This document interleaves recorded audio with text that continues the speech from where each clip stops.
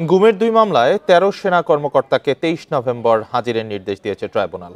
এর আগে সকালে আওয়ামী লীগের শাসনামলে গুম করে নির্যাতনের আরেক মামলায় সেনা কর্মকর্তা জিয়াউল হাসানকে আন্তর্জাতিক অপরাধ ট্রাইব্যুনালে হাজির করা হয়। এই মামলার প্রধান আসামি শেখ হাসিনা। ২ মাস আগে মামলা তদন্ত প্রতিবেদন দাখিলের জন্য আজকের দিন নির্ধারণ করে আদালত।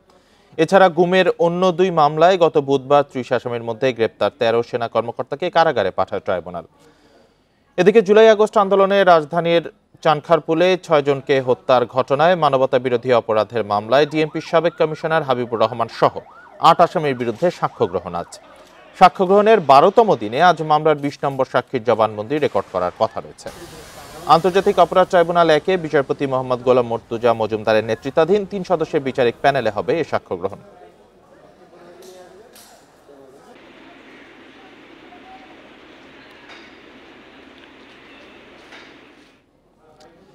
আওয়ামী লীগের শাসনামলে গুম করে বছরের পর বছর নির্যাতনের আরেক মামলায় আন্তর্জাতিক অপরাধ ট্রাইব্যুনালে হাজির করা হয়েছে সেনা কর্মকর্তা জিয়াউল হাসানকে। এই মামলার প্রধান আসামি শেখ হাসিনা।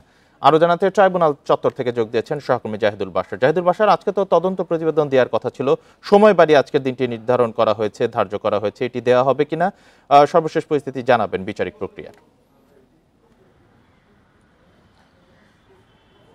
রাকিব, ধন্যবাদ। দেখুন, আজকে অনেকগুলো এই ২-১ মিনিটের ভিতরেই বেশ কয়েকটি আপডেট চলে আসছে, আদালত থেকে নতুন নতুন নির্দেশনা আসছে।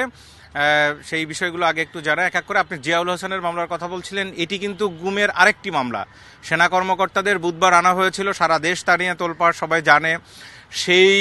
সেখানে গুমের ২টি মামলা ছিল, এটি তৃতীয় আরেকটি মামলা। এই মামলায় জিয়াউল হাসান, শেখ হাসিনা সহ ১১ জন আসামি ছিলেন। কিছুক্ষণ আগে যে বিষয়টি আমরা জানতে পারলাম যে ওইখানে যে সমস্ত আসামিরা, এই ১১ জনের যারা ওই ২ মামলায় গেছেন বা আসামি আছেন, তারা আর এই মামলায় থাকছেন না। সেই হিসাবে শেখ হাসিনা, তারেক আহমদ সিদ্দিকী আর এখানে থাকবেন না, এটি জিয়াউল হাসান সহ অন্যদের নিয়ে হবে। তো এই মামলা ২ মাস আগে ২ মাস বাড়িয়ে আজকের দিন ছিল। আপনি যেমনটা জানতে চাচ্ছিলেন যে তদন্ত প্রতিবেদন দাখিলে, সেটি আরও সময় আবেদন করা হয়েছে, আরও বেশ কয়েক মাস বাড়িয়ে এটি ডিসেম্বরের ১১ তারিখে নিয়ে যাওয়া হয়েছে, অর্থাৎ ১১ই ডিসেম্বর পরবর্তী তারিখ দেওয়া হয়েছে।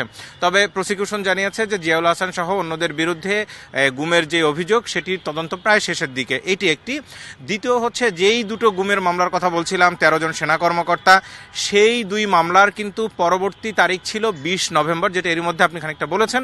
সেই তারিখ পরিবর্তনের আবেদন জানিয়েছিলেন প্রসিকিউটররা। আমরা জানতে চাইছিলাম কেন আসলে এই তারিখ পরিবর্তন করতে হচ্ছে, এত গুরুত্বপূর্ণ আলোচিত মামলা। তারা বলেছেন যে তাদের প্রস্তুতির জন্য প্রসিকিউশনের আরও কিছুটা সময় দরকার, কারণ অনেকগুলো মামলা কিন্তু চলমান।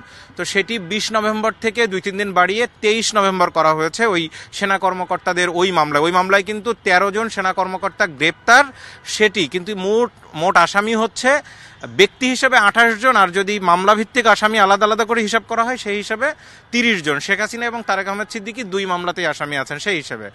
আরেকটি মামলা ছিল সেদিন, ২ জন সেনা কর্মকর্তা, লেফটেন্যান্ট কর্নেল রেদওয়ান এবং মেজর মুন, তারা ২ জনও কিন্তু গত বুধবারে এসেছিলেন। সেটি হচ্ছে গুমের মামলা নয়, সেটি হলো জুলাই আগস্ট যে আন্দোলন, সেই আন্দোলনের রামপুরা বাড্ডা এলাকায় ২৮ জনকে হত্যার অভিযোগ আনা হয়েছে তাদের বিরুদ্ধে, যেখানে লেফটেন্যান্ট কর্নেল রেদওয়ান, তিনি বিজিবিতে ছিলেন ওই সময়। তিনি একটি বিজিবির একটি ব্যাটালিয়নের তিনি সিও ছিলেন। তো তাকে সরাসরি গুলি করার জন্য ভিডিও ফুটেজ এই আদালতে দেখানো হয়েছিল। সুতরাং তিনি সহ মুন যেই মামলাটিতে আছেন, সেই মামলার পরবর্তী হাজিরার তারিখ ছিল ৫ নভেম্বর, সেটিও পরিবর্তন করা হয়েছে, সেটি গেছে ২৪ নভেম্বর। অর্থাৎ এখন ২৩ নভেম্বরও সেনা কর্মকর্তাদের গুমের মামলা রয়েছে এবং ২৪ নভেম্বরও ২ সেনা কর্মকর্তার যে জুলাই আন্দোলনের যেই খুনের মামলা বা হত্যা মামলা, সেটি রয়েছে। আর আরেকটি বিষয়, আজকে চাংখারপুলের যে মামলাটি ছিল, সেই মামলায় এখনও সাক্ষ্য গ্রহণ শুরু হয়নি, কিছুক্ষণের মধ্যে সাক্ষ্য গ্রহণ শুরু হবে। প্রসিকিউশন থেকে জানানো হয়েছে শেখ হাসিনার বিরুদ্ধে যে মামলাগুলো, মোট শেখ হাসিনার বিরুদ্ধে এখন ৩টি মামলা কিন্তু বলতে গেলে চলমান। একটি এই যে জুলাই আন্দোলনের যেই মূল মামলাটি, দমনপীড়নে মারণাস্ত্রের ব্যবহার করা, এরপরে হত্যায় উস্কানি দিয়ে আবু সাইদ হত্যা সহ সুনির্দিষ্ট ৫টি অভিযোগ রয়েছে। শেখ হাসিনা, আসাদুজ্জামান খান এবং তার আইজিপি ছিলেন সেই সময়ে চৌধুরী আবদুল্লাহ আলম মামুন, তাদের বিরুদ্ধে যে মামলাটি, সেটির বিচারিক কার্যক্রম শেষ হয়ে রায়ের অপেক্ষায় আছে। ১৩ই নভেম্বর সেই রায়ের দিন ঘোষণা করা হবে, কবে রায় দেবে সেটি জানা যাবে। এটি একটি। শেখ হাসিনার বিরুদ্ধে আরেকটি মামলা, আপনি জানেন যে এই গুমের যে মামলা, সেখানে 2টি মামলায় আসামি রয়েছেন, আরও 2টো মামলা।